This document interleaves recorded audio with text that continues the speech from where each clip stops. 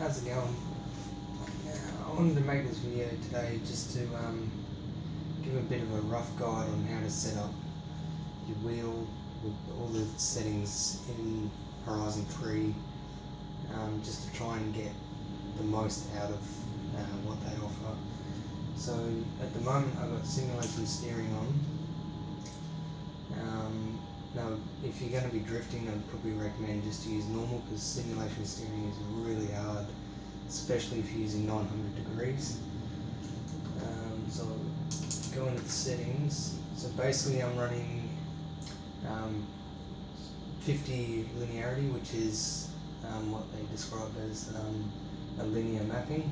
So if say your input was on a graph, from the starting rotation up to the finishing rotation would be completely linear. The line would just be straight. So if we adjust this, if we go lower, I can't remember which way it goes. Lower value provides more accuracy near center.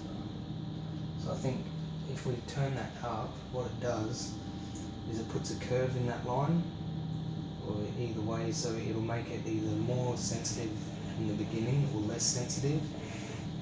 So we're going to leave that on 50, and you can play with that just if you think the wheel feels a little bit too touchy, or you feel it's not quite sensitive enough. You can sort of play around with the setting a little bit just to get it to feel right the way you like it. And then if we go down all the way down to the bottom, we have steering sensitivity. Now this is pretty much the same thing as linearity, but it works a little bit different. Rather than putting a slight curve in your input, in your linearity, it actually puts like a big sort of straight line in it, and then bounces back up to where the input should be. So if we lower that all the way, so as the input comes up here, this way is more sensitive, this way is less sensitive. So if we drop that down to 0, it will be not very sensitive at all, and then it will just go straight up. So it will be very, very, actually I can show you in the telemetry. So if we drop that all the way down to 0, and we bring up the telemetry, and you can see as I'm turning there, it's not moving a great deal. And then we get to about here, and then this input suddenly accelerates. So for the last, what have we got? The last 180 degrees of rotation is really accelerated, just to try and make up for that lack of sensitivity in the middle. So we turn to about 540 before it accelerates. So that's what I mean by you have low sensitivity, and then it will just shoot back up to try and map out the full steering range over the 900 degrees. And you can do it the other way, so it'll be super sensitive in the center. So if we just go back into those settings, now when you're setting your advanced settings on the wheel, always make sure you're on your wheel tab, because if you're on your controller tab and you hit the advanced options, all these, they look the same, but they're actually for the controller settings, not for the wheel. So you've got to make sure you're on the wheel page here. So we'll go back down to the bottom, and we'll turn this up to 100. Now what this does is, because it accelerates the input so greatly, it almost feels like you're using a wheel with only 360 degrees. So I can literally just drive around. I could probably do a U-turn on this road without having to cross my arms too greatly. So see that I can do a U-turn with about 90 to 180 degrees of rotation, but it feels super sensitive. So if you have your sensitivity on 100, go away. So if you have your sensitivity set on 100, it's almost like you're lowering the rotation angle, just because of how sensitive it is in that center point. So we'll go back and put it back. I was running it on 40 just so it doesn't feel quite as sensitive in the center, which I think feels pretty decent. So we'll chuck that one there. I'll just have a quick run through that drift zone. Now this car is just a Camaro with a bit of extra power. Everything else is stock, and it feels pretty good to drift with on sim steering.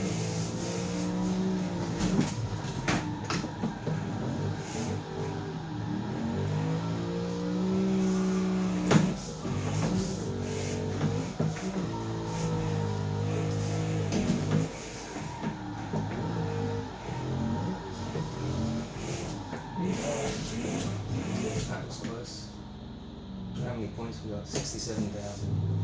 Yeah, it's not bad. So that's the settings I'm using for sim steering at the moment, which in certain cars feels pretty good, but in the majority of cars, especially for drifting, it feels pretty terrible on simulation. So go into the difficulty, and we'll chuck it on normal, and I'll show you a few tricks with those two linearity settings. So if we chuck them both on 50-50, what you'll see is when we drift, on normal steering there's a bit of, I like to call it an assist. It helps you counter steer the drift so you don't have to go all the way full lock. So if we bring that back up, so we're getting full lock between 540 and 720.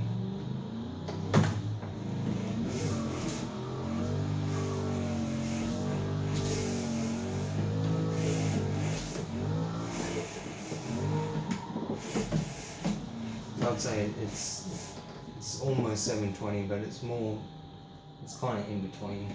But what we can do, we can actually use those two settings to alter how far we need the wheel to turn when counter steering the drift. So if I go back in here, we go all the way down to sensitivity. We drop this all the way down to 0.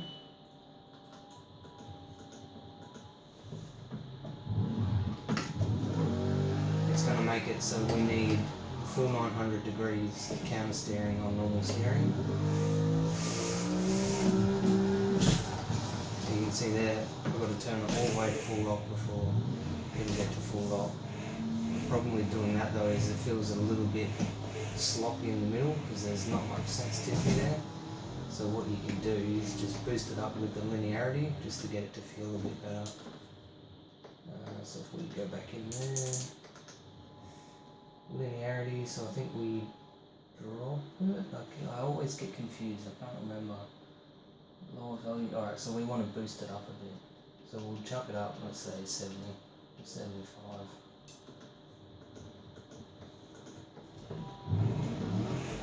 So we've got a bit more response around the centre there now. But we'll still need the full 900 degrees to counter steer the drift.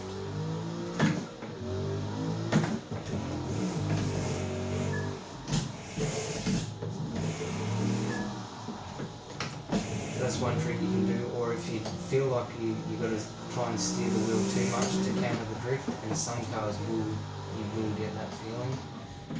What you can do is you can raise the sensitivity and just play with the linearity just to get a good feel around the center. If we drop that, we'll drop this down to 40.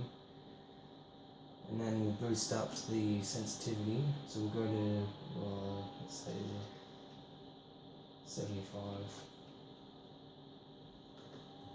So the higher you run the sensitivity on normal steering, the less you'll have to counter steer when you have 900 degrees. So.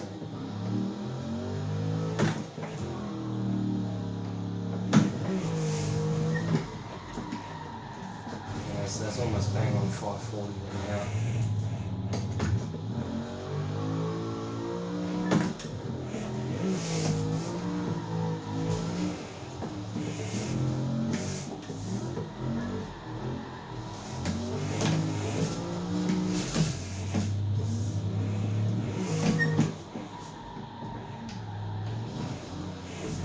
That just makes it a little bit less effort to try and drift, which makes it a bit easier because the force feedback in this game really is not, it doesn't really cut it for trying to control the car when you're pushing it on the limits like when you do when you're drifting. It's just not connected enough to give you enough feel. So we have a look at some of the other settings.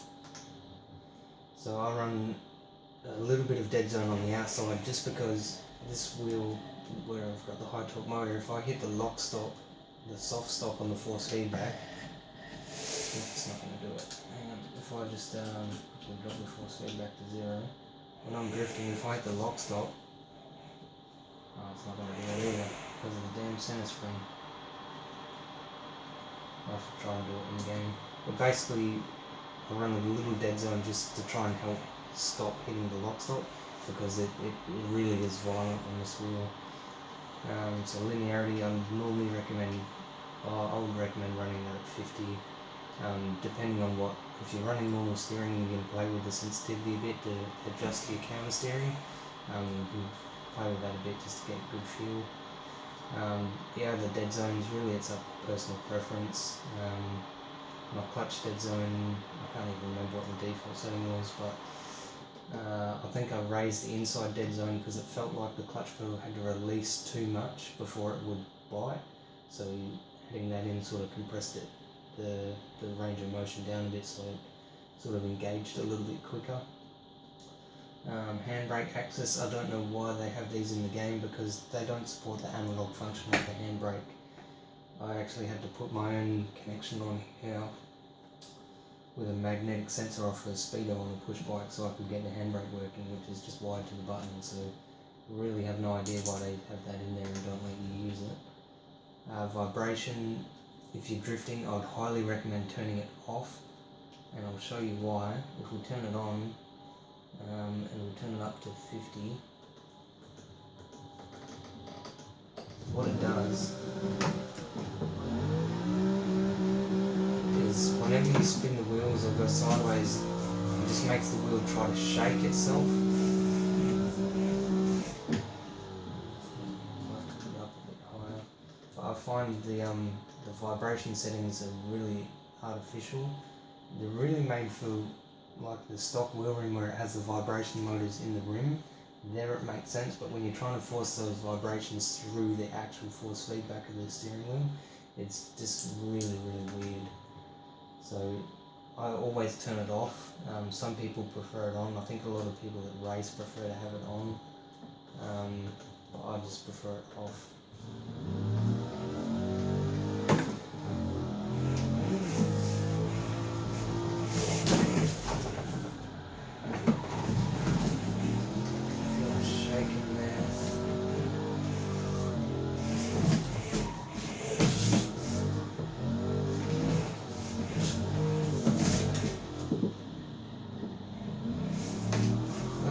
It's not as violent as it as I remember it on Forza 6.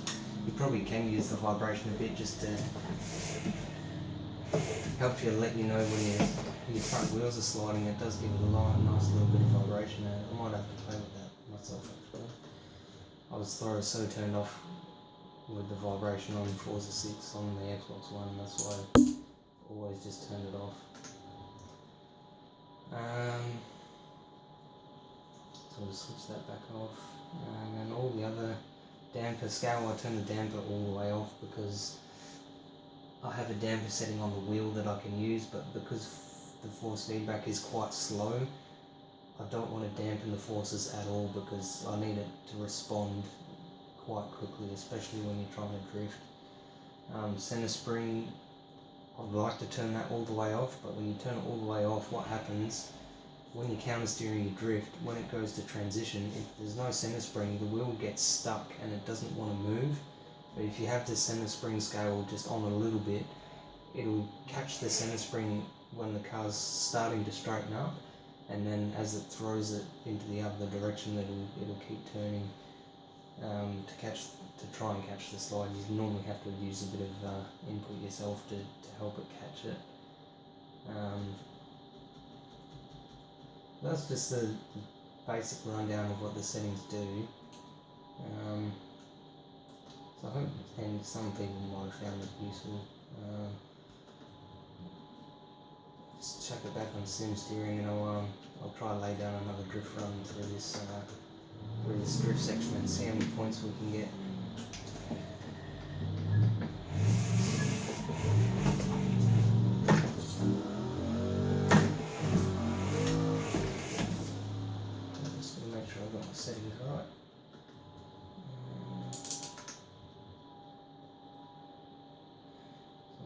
bottom one of 4, yeah, that's right. Alright, I'll just use the normal steering now, this feels really sensitive.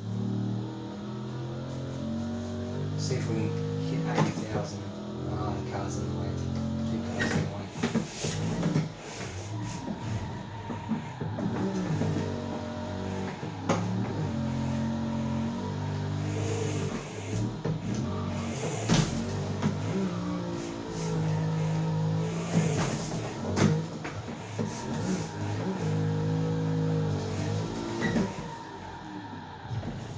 We got 76,000, it's not bad.